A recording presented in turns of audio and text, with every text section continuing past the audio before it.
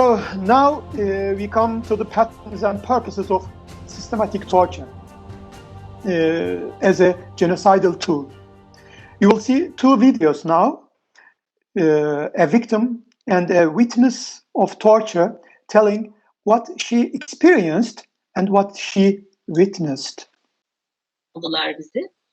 Girdiğimiz anda zaten başladı her şey. Yani girerken bile artık nüfus cüzdanınızı teslim ettiniz. Bundan sonrası için nüfus cüzdanınızın ve kimliğinizin, yani vatandaşlığınızın, yani özgürlüğünüzün sonuna geldiniz. Neler yapılmış? Elektrik vermek suretiyle işkence edilmiş, çırılçıplak soyulup ıslatılıp sırtından, ellerinden, yani mahrem uzuvlarından elektrik verilmiş. Kafaya poşetler, çuvallar geçirilerek nefessiz bırakılmış. Orada hepimiz 10 bayan, 10'umuz da evliydik. Bir tanesi bekardı, 9 evliydi, özür diliyorum. Bunların hepsinin eşleriyle tehdit edilmiş olması.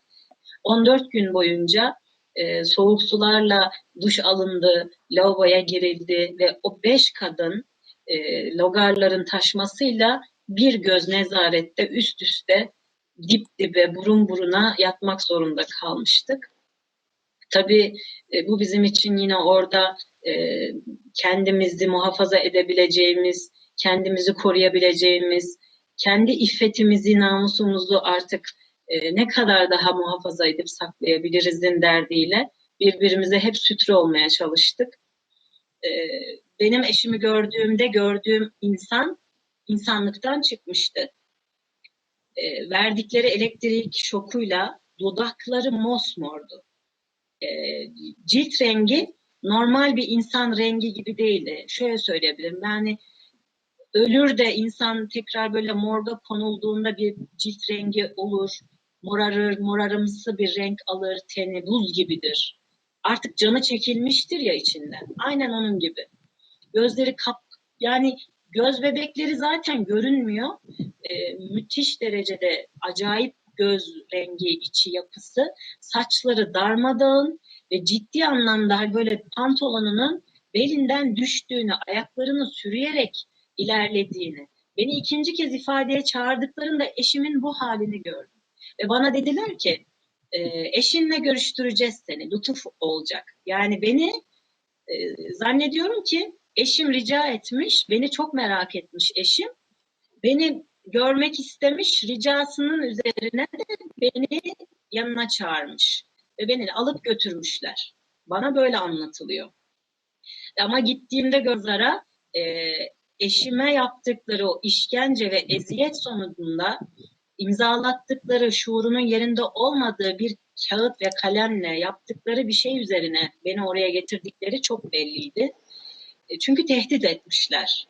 Bak, bunu imzalamazsan eşine yapabileceklerimizi aklın hayalin bile almaz.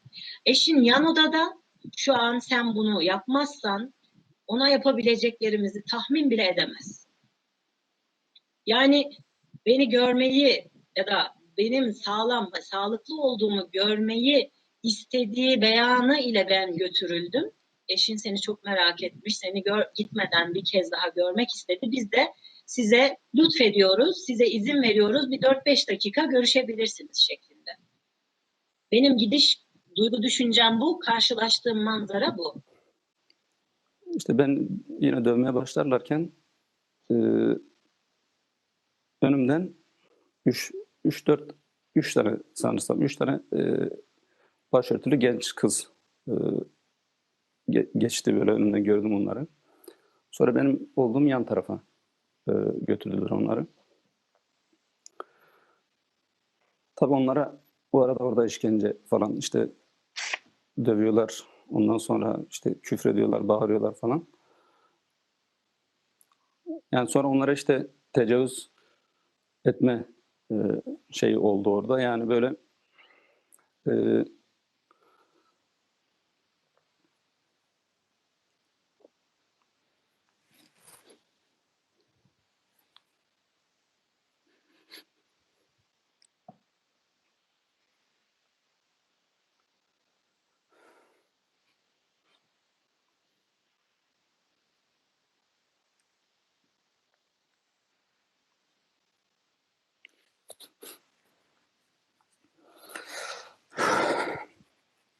Çığlıklarım şunu tamam.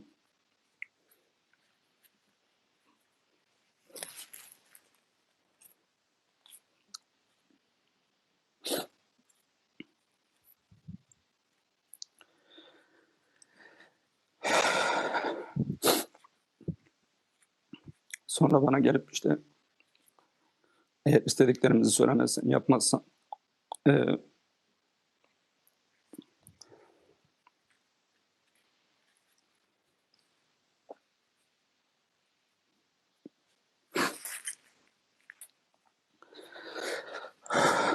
senin eşinin kızının da olduğunu biliyoruz.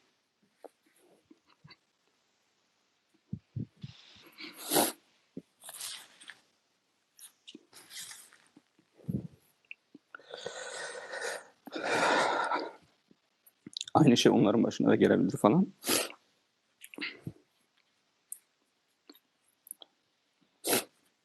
İşte o gece ben artık gördüğüm işkenceden hiçbir tanesi umuruma gelmiyordu. İntihar etmeyi düşündüm. Sonra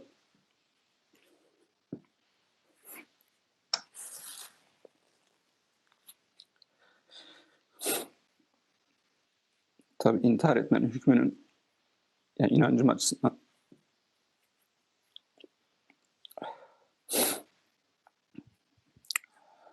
ne olduğunu biliyorum. O yüzden ilk gittiğimde vazgeçtim. Sonra geldim.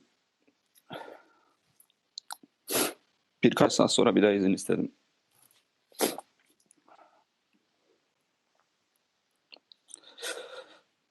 Bir daha gittim.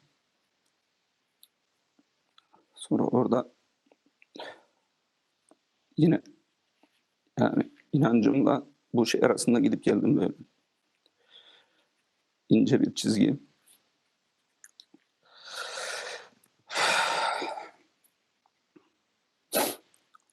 Sonra dedim ki ya Rabbim sen görüyorsun.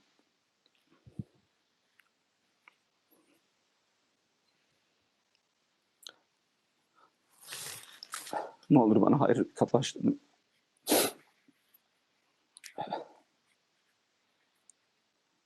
Vazgeçtim, geldim spor salonuna. I don't know what to say. So just I will tell you something.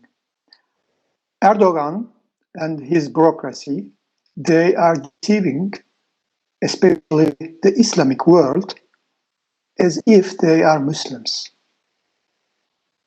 In the history, in the world, in the universe, non-Muslim, no one as a Muslim, permits, lets, or does this. I definitely say that. So now the world sees who is terrorist. Sorry for that. But all the universe becomes a witness to this serious, systematic rapes to innocent girls, Muslim girls.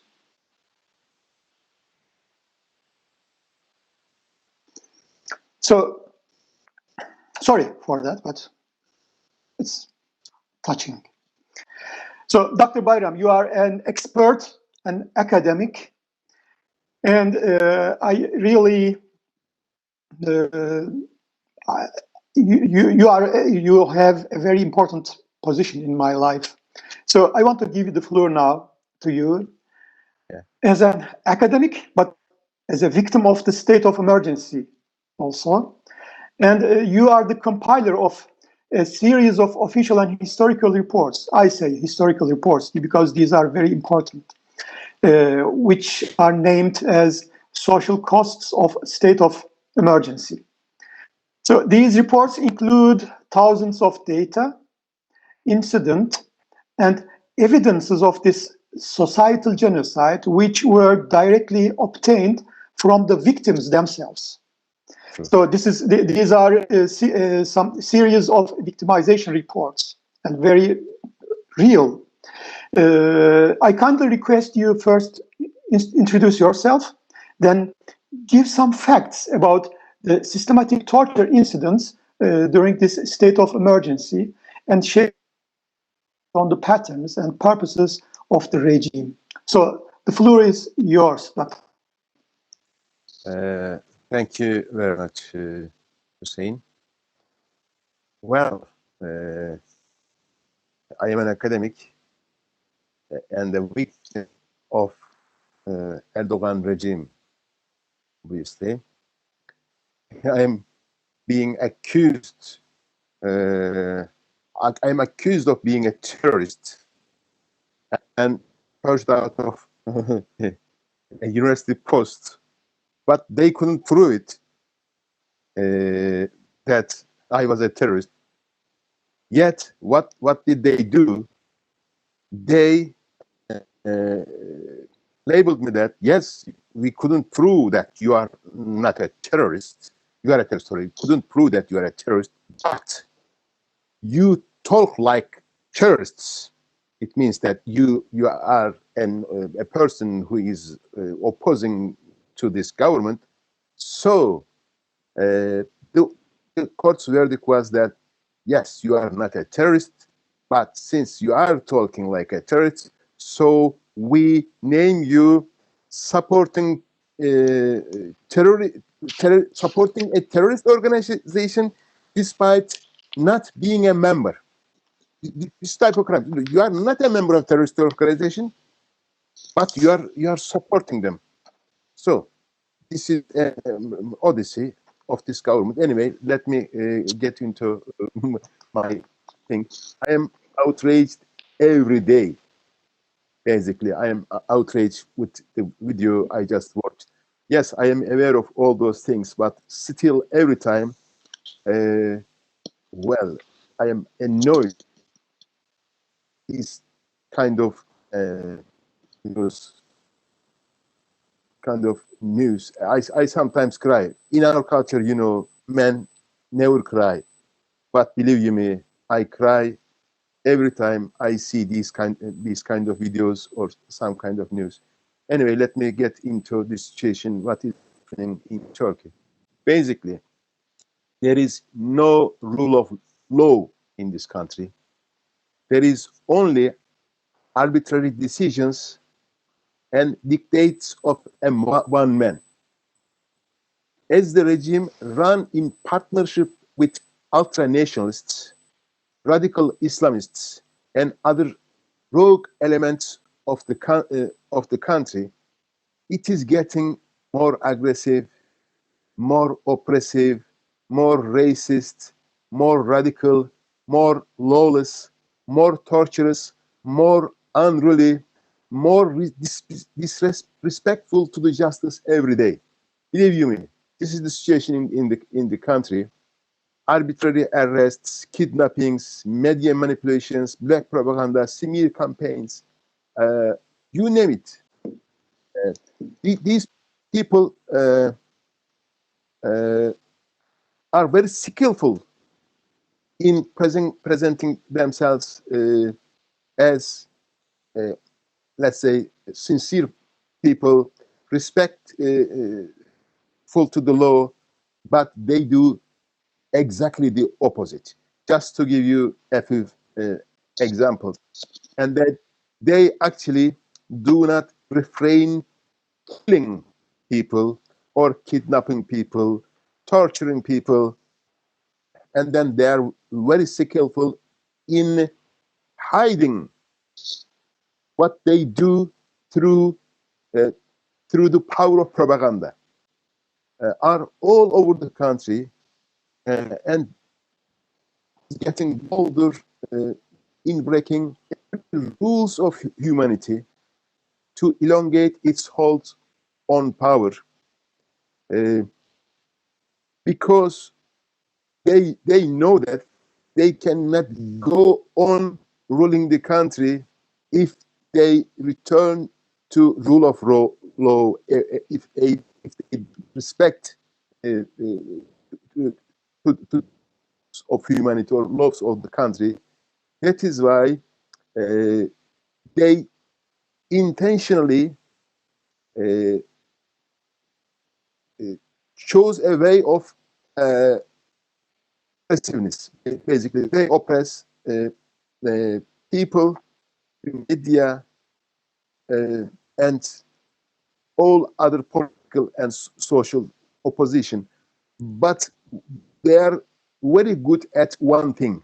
They are very good at manipulations, media manipulations, black propaganda or white propaganda.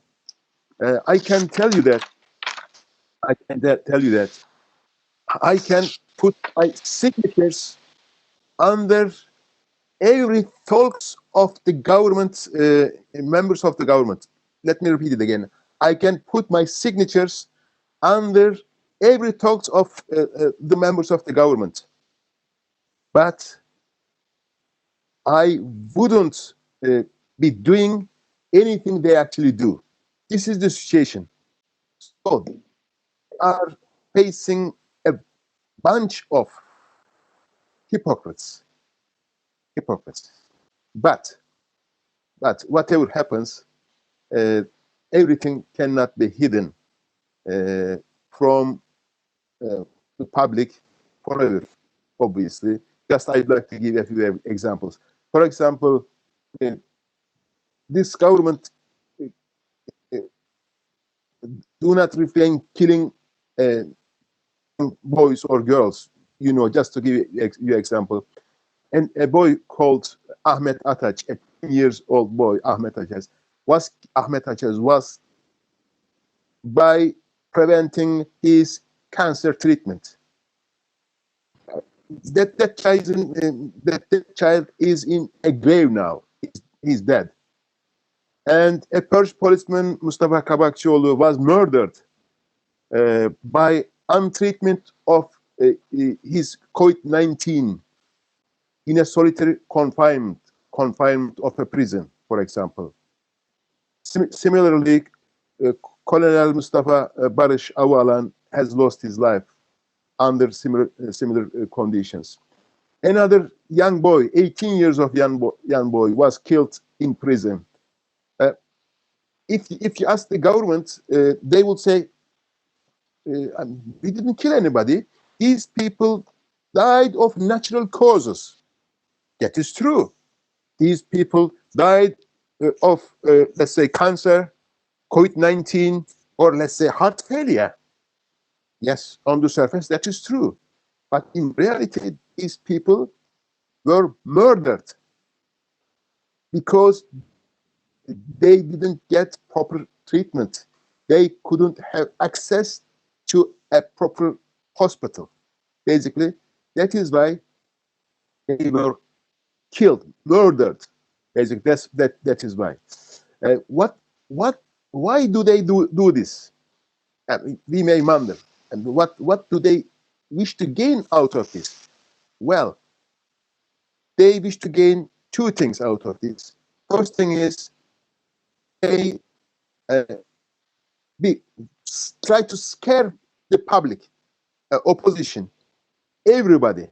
Look, if you behave like these people, your end will be like these people. Okay, what did they want from this 10 years old boy? Simple, because they send a message to other mothers and fathers. Look, if you go out of line, your children might be dying because of your unruliness, this and that. It is a message to the public. So that is why, believe you me, nobody is trying to talk the truth about anything, because fear is running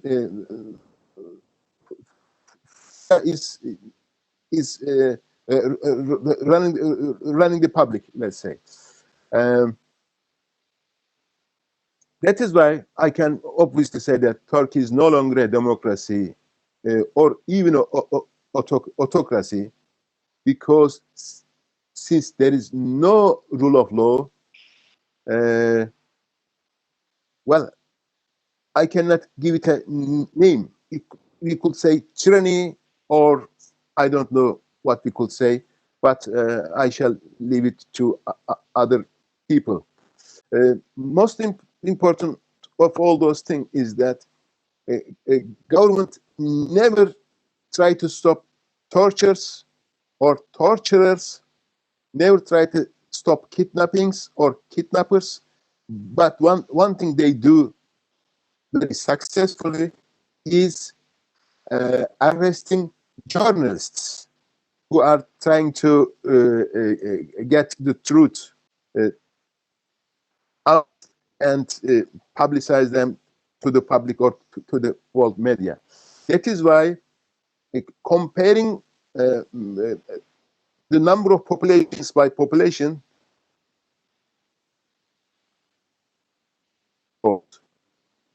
even exceeding arrested, even exceeding the numbers of arrested journalists in Russia or China.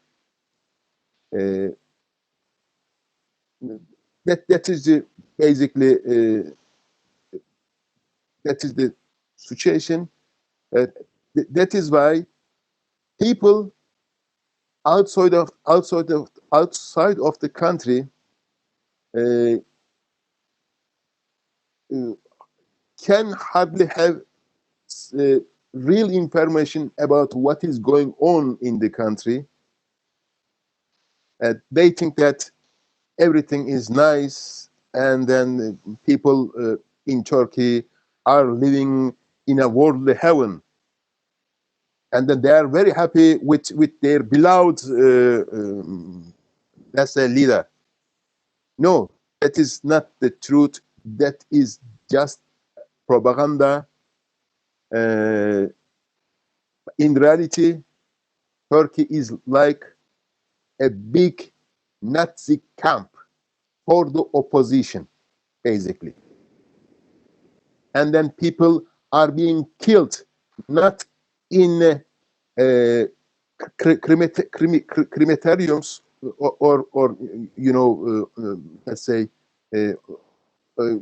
human flesh burning ovens, but they are being killed through, as I said, by means like mistreatment, untreatment, or pushing them to suicides. Suicides are very high in the country. That is the situation, or being or some accidental killings while trying to get out of the country. In Turkey, killing, torturing, kidnapping, murdering all became a routine, standard, and protected. And we are finding day by day different detained people died in the prison cells in solitary confinement. So they are preventing medical care. So just after a heart operation, just they are taking this person, for example, to solitary confinement, as if he should be kept due to coronavirus. But normally he needs medical care. So, and also when we look at the sequence of detainment in the 20 July regime, I say, first they detained judiciary people, because these judiciary people, they were responsible for keeping the country with rule of law, and now we don't have any rule of law principle, alive rule of law principle in the country. Recently, the president of Constitutional Court was threatened in a sense that even himself could be called or named as a member of terrorist organization. I'm repeating. I know what I'm talking about. The president of Constitutional Court because Constitutional Court decided or ruled some verdicts that the government didn't like. Okay, the actually Interior Minister, I think Interior Minister publicly threatened, and the head of the state as well publicly threatened the head of Constitutional Court that he himself could be named as a member of a terrorist organization, so he shouldn't step out of the line the government set in the country. That is one example. I'd like to give another example. A lower court, you know, all courts had to keep in line with Constitutional Court's decisions. This is the rule all over the world. But a lower court, I mean, lowest of the lowest, you know, a lower court decided that they wouldn't implement the Constitutional Court's verdict on a case that they disagreed, because government wanted to keep some opposition people, let's say like Osman Kavala or maybe Selahattin Demirtaş. I am not sure, but probably Osman Kavala case. It was Osman Kavala case. Constitutional Court decided that Osman Kavala's human rights were violated, so he should be released from prison. Similarly, maybe Selahattin Demirtaş should be released from prison. You know, I think European Court of Human Rights passed a similar verdict on Selahattin Demirtaş, as far as I know. But with the government's probably orders, you know, secret orders,